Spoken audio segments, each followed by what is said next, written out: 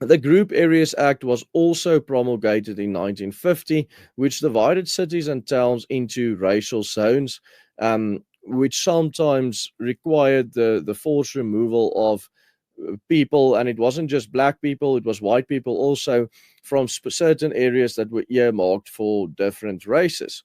Now, a lot of people don't know this, but many white people actually didn't just lose their homes within the Group Areas Act, but also they lost their farms that were expropriated by the government to be given by the Bantustans, which we discussed earlier in this video. And these farms were obviously expropriated with compensation and then given to the Bantustans.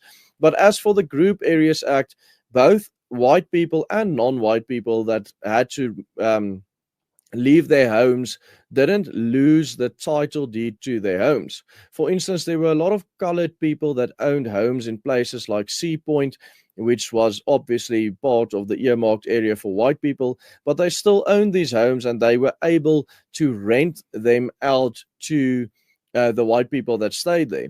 Of course, this wasn't always the case, because this was only the case when the people actually owned the property in which they stayed, card and transport. They had a title deed to that property.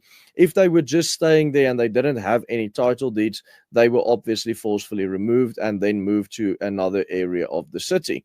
Now, I can't see how, if this policy was reversed, and let's say that there's another new Group Areas Act, I can't see how that would make much of a difference to how cities are being laid out today, because at the end of the day, it is already racially segregated, and poor people stay in poor areas and rich people stay in rich areas. So if you take the rich people out of the rich area, for instance, exactly like what happened during apartheid, and you tell them they have to move to another area, like for instance you tell them they have to move from Constantia in Cape Town to Kraaifontein or whatever the case may be, and they would still own their property within Constantia, they would be able to rent it out or sell it off to a person that is actually allowed to stay there.